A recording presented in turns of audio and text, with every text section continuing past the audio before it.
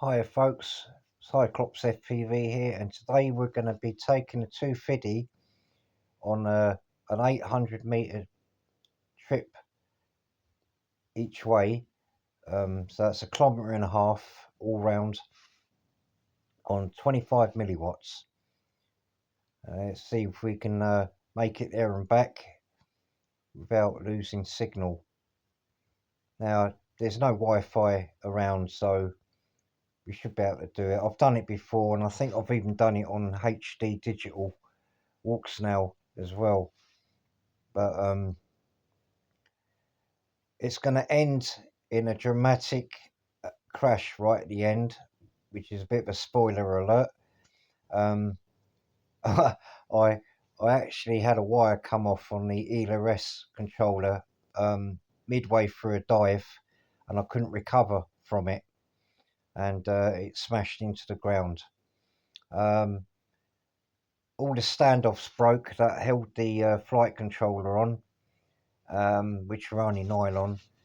Well, two of them were already snapped, but the other two decided to go.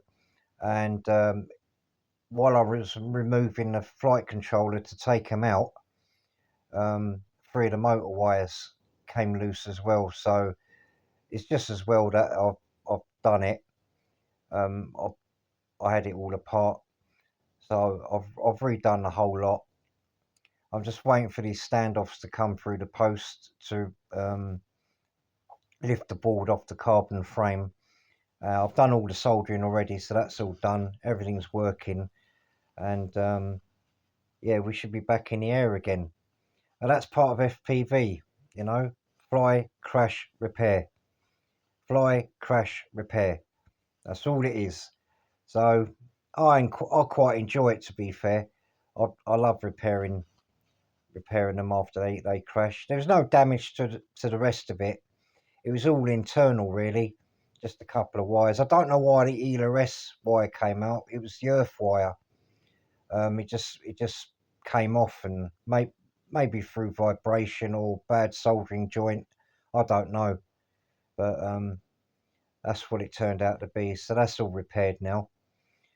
So yeah, I'm just doing some low flying here, going through the trees and that. Notice how low the throttle gets. I can actually hover now at 11% throttle, which is really good.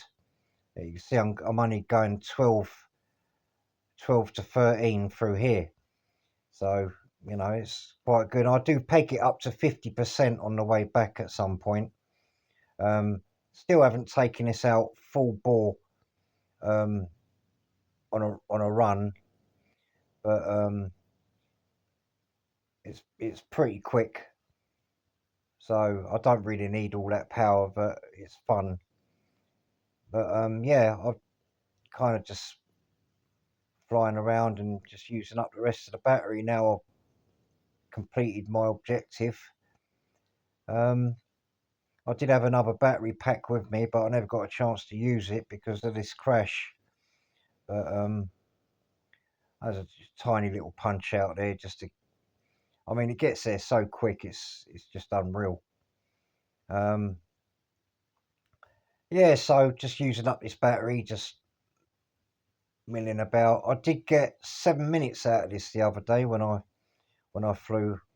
I was just doing a cruisy little flight, bit like I am doing now, and yeah, I got about 7 minutes 28 seconds, something like that, out of it.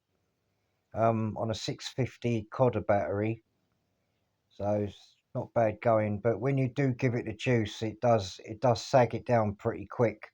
So I guess hard freestyling probably about 4 minutes, something like that. Depends really on how warm or cold the temperature is, and how long the battery's been sitting there and that. But yeah, it seems to be okay. I think this is where that's my first dive. And it's my second one that everything unfolds. I don't know why it did it, but it's one of them things. But yeah, so I'm going to be buying another quad tomorrow. I'm going to buy a 6S 5-inch drone, and that will come without a receiver, so I'll have to put one on now, and I'll be doing a review on that. I won't tell you what it is just yet. You'll have to watch the video and find out. But we're going to be travelling on 6S soon, on a ripper that's quicker than this. I mean, this is pretty damn quick, but the other one's going to be even quicker. This covers an area pretty quick. Here we go. This is where I crash. Right then, folks, I'll catch you in the next one. See you later. Bye.